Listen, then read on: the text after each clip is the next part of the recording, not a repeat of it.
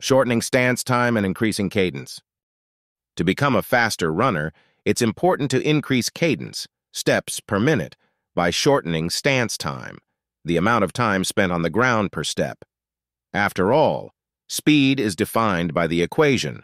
Step rate multiplied by step length equals running velocity. Running speed, velocity, is expressed in meters per second, step rate in steps per second, and step length as meters traveled per step. To understand how a shortened stance time can help increase cadence and upgrade speed, consider the case of a 5K competitor who is currently running her 5Ks in about 18 minutes flat and wants to improve. Her average velocity during her current 5Ks can be expressed by the equation 5,000 meters divided by 18 minutes, 1,080 seconds, equals 4.63 meters per second. Now, this speed of 4.63 meters per second is a function of step rate and step length, as expressed in the equation for running velocity. For illustration purposes, let's say that our runner is a typical competitor, meaning she would take about 164 steps per minute during a 5K. This allows us to fill out the rest of the information in the 5K equation. 164 steps per minute equals 164 divided by 60, which equals 2.73 steps per second. Plugging this value into the 5K equation reveals 4.63 meters per second equals 2.73 steps per second multiplied by step length. And thus, 4.63 meters per second divided by 2.73 steps per second equals 1.7 meters per step, step length. So now we know exactly what she is doing during her 5Ks, and we know that she can increase her 5K speed by either 1. Expanding step length without harming step rate. 2. Upgrading step rate without reducing step length. Either way, she will have a faster speed during her 5Ks. Of course, she could do both simultaneously, but let's keep things simple for now. Expand step length or increase step rate. Working on expanding step length is probably not a good idea for now. For one thing, we have indicated in this scenario that the runner is typical and is therefore probably running with an abnormally and unproductively large shank angle at initial impact with the ground, SAT. If we tell her to increase her step length, she will probably reach out even farther with each step, increasing her SAT and thus also magnifying her braking forces at impact and lengthening her stance phase duration of gait. This would hurt step rate and be counterproductive. We can also mention here that it would hurt her running economy, the oxygen cost of running. But increasing her step rate, and thus cadence, produces an entirely different scenario. It is true that to achieve a higher cadence, she will initially take shorter steps. This will produce less air time for her leg and foot, so she can contact the ground more quickly, which leads to a natural increase in step rate. However, as she becomes accustomed to the higher cadence, her step length will organically and spontaneously return to the previous dimension, especially if she incorporates the movements and drills described in the rest of this chapter. This return can produce a notable upswing in 5K performance because she will be taking more steps per second while preserving her step length. Let's say that our runner increases her cadence from the suboptimal 164 steps per minute to an optimal 180 steps per minute, 3 steps per second, without changing step length. Returning to a familiar equation, she is now ready to run her 5Ks in the following way. 5K speed equals step rate multiplied by step length. 5K speed, new, equals 3 steps per second multiplied by 1.7 meters per step, which equals 5.1 meters per second. This certainly seems a lot better than her previous 5K speed of 4.63 meters per second. It will produce an improvement in finishing time from the prior 18 minutes to a new personal record. 5,000 divided by 5.1 equals 980 seconds or 16 minutes and 20 seconds.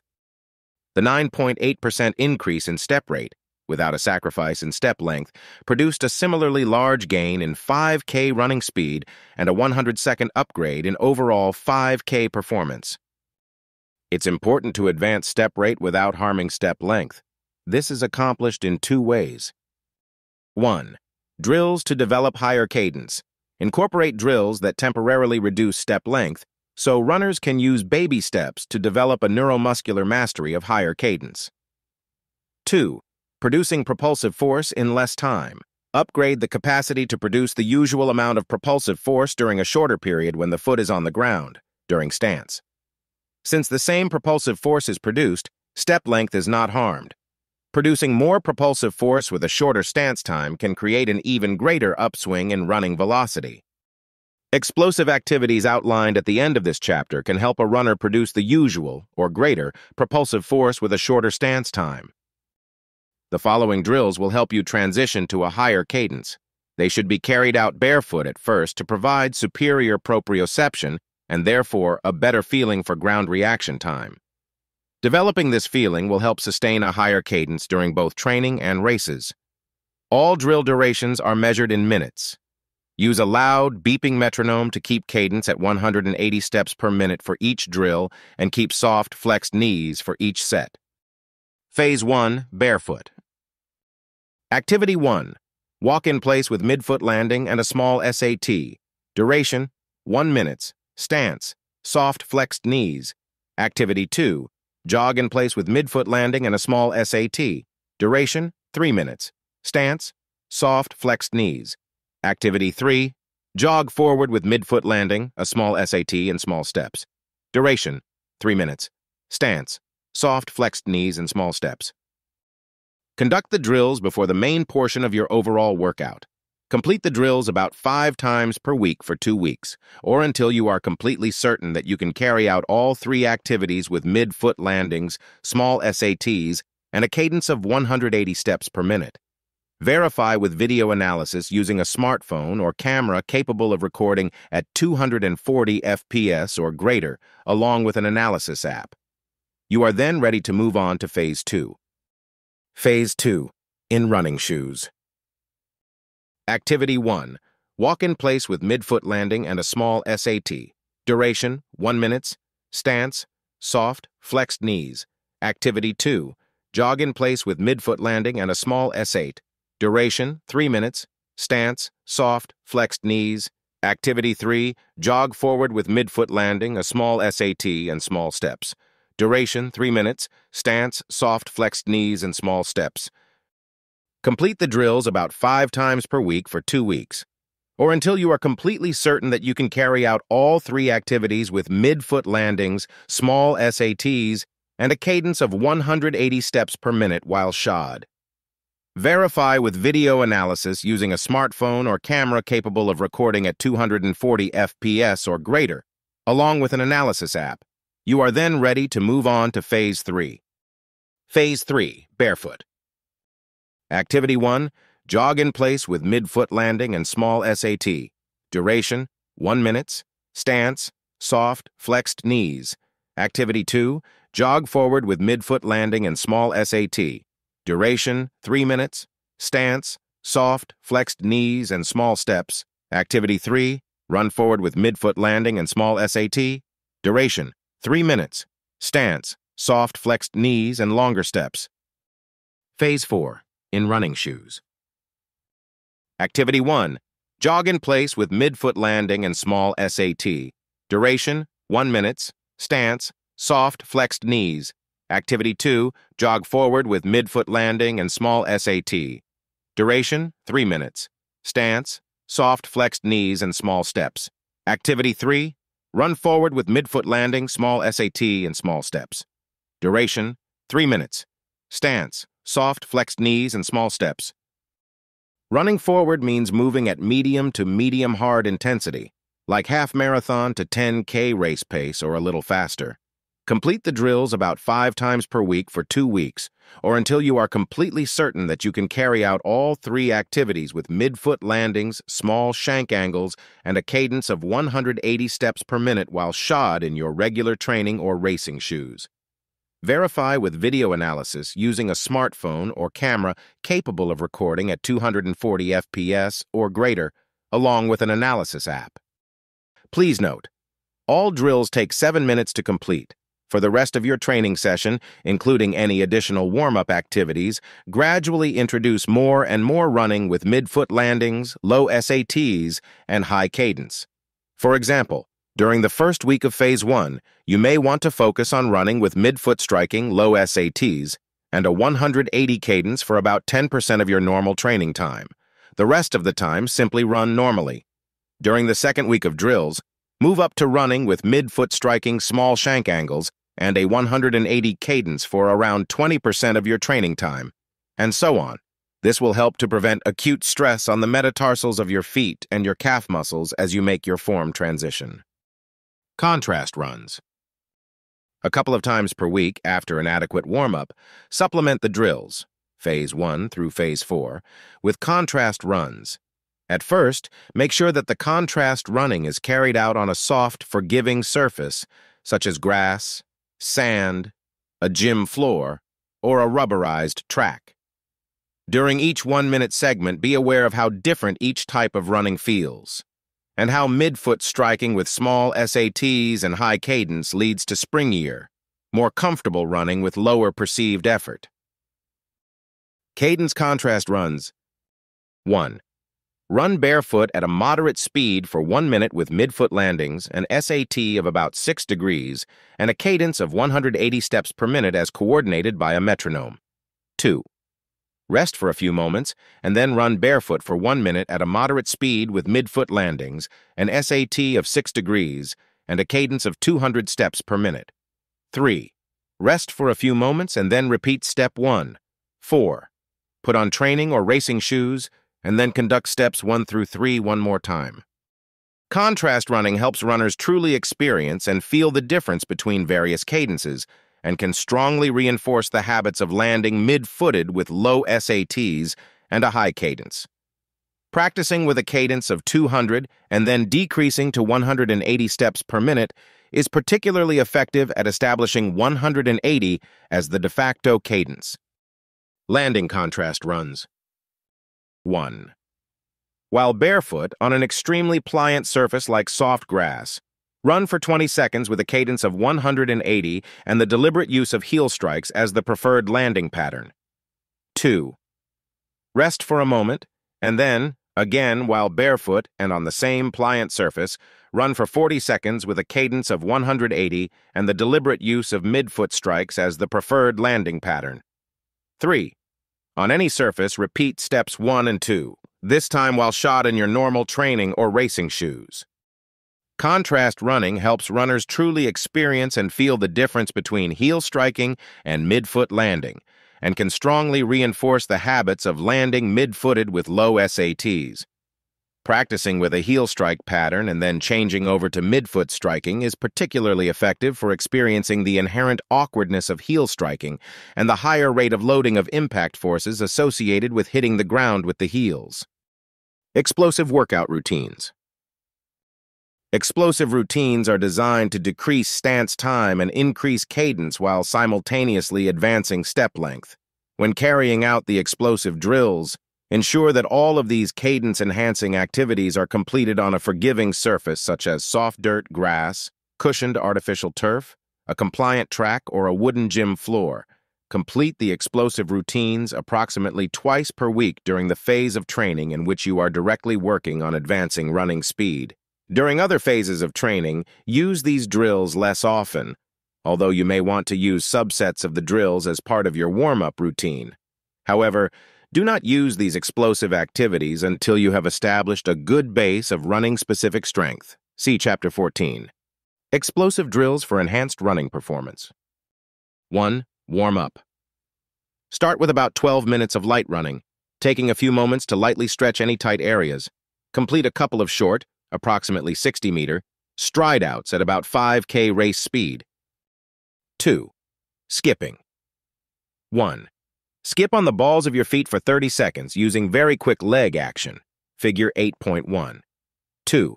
Keep your feet on the ground for a minimal amount of time as you skip. 3. Rest for a moment and then repeat. 3. Double leg hurdle jumps. 1. Position 8 hurdles in a neat row, 45 inches apart, with the height of each hurdle set at 24 inches. 2. Starting from one end, jump over each hurdle, taking off and landing on 2 legs until all 8 hurdles have been cleared in continuous movement. Figure 8.2. Be as explosive as possible, minimizing ground contact time with each landing. 3.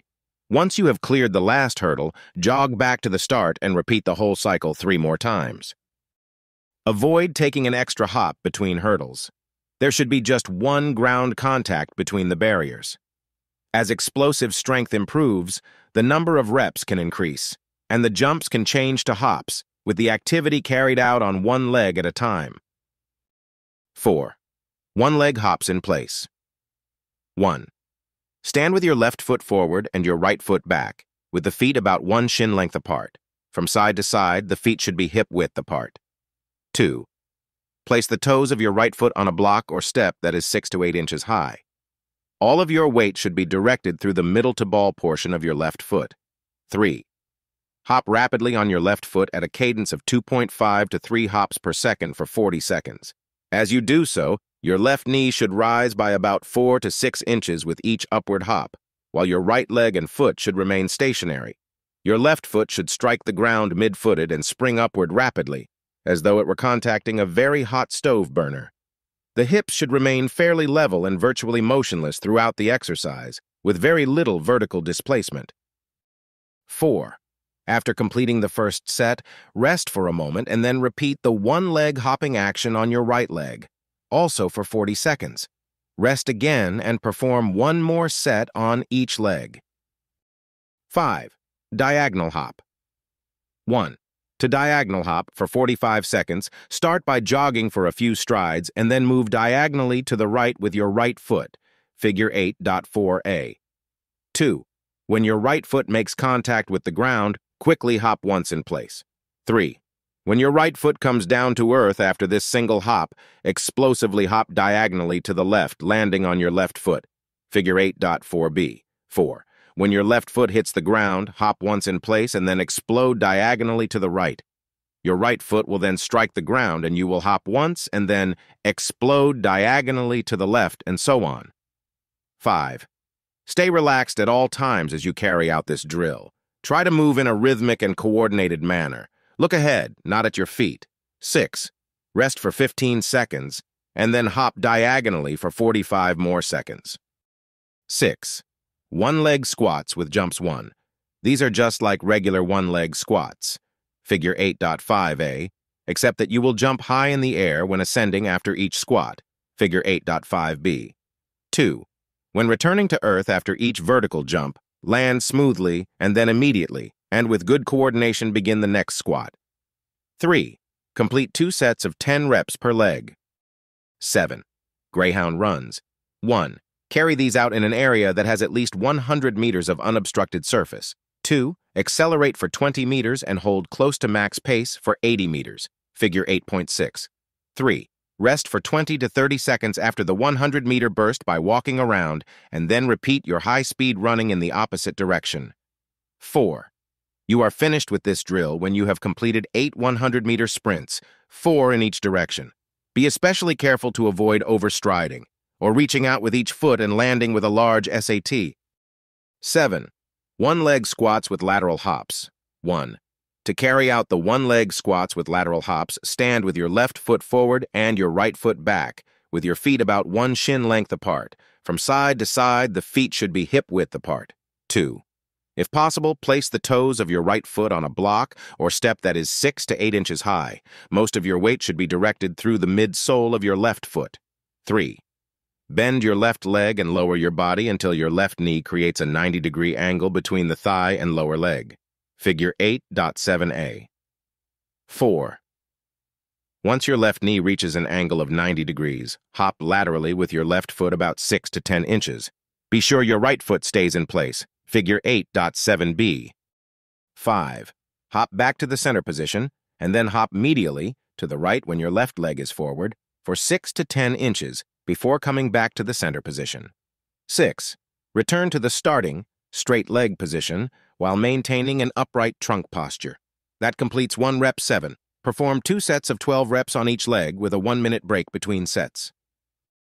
When you hop laterally and medially, be sure to keep the toes of your hopping foot pointed straight ahead.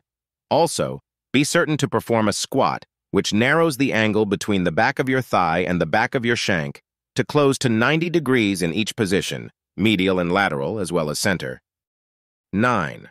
High knee explosions. 1. To carry these out, stand with straight but relaxed posture with your feet directly below your shoulders. 2.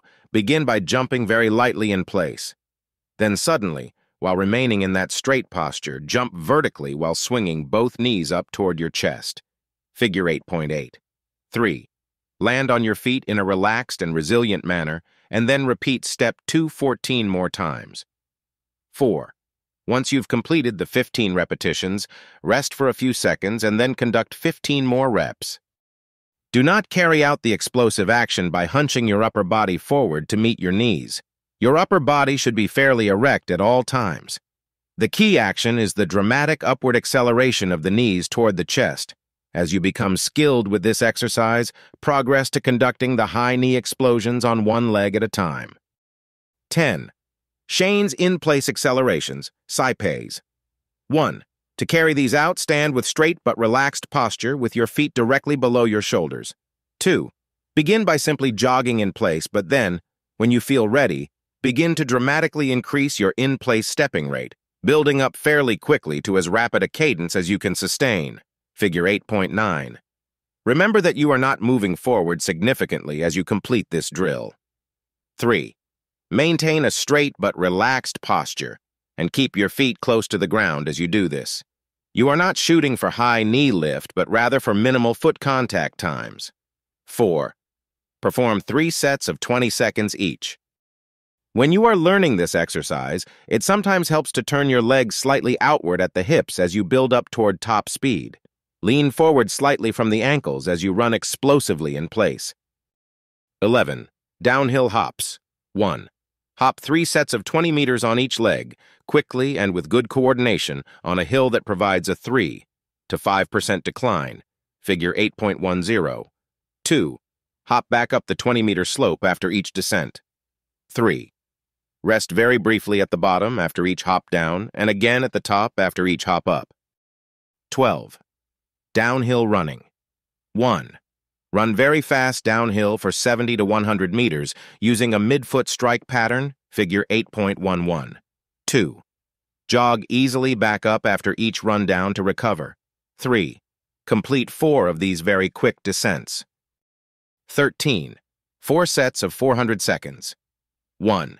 While staying relaxed and running rhythmically, run the 400s at a pace that is faster than your best 1-mile pace, using high cadence and great overall form. Figure 8.12. 2. Employ 2-minute jog recoveries in between the 400s. 14. Cool down. Complete about 2 miles of light running. Shortening stance time and increasing running cadence are essential and fundamental upgrades in form, which improve maximal running velocity and overall running performance. A metronome set at 180 and above, employed with drills which emphasize small SATs and midfoot landings, can be used to help advance cadence. Contrast running is another effective way to heighten the rate at which the feet hit the ground.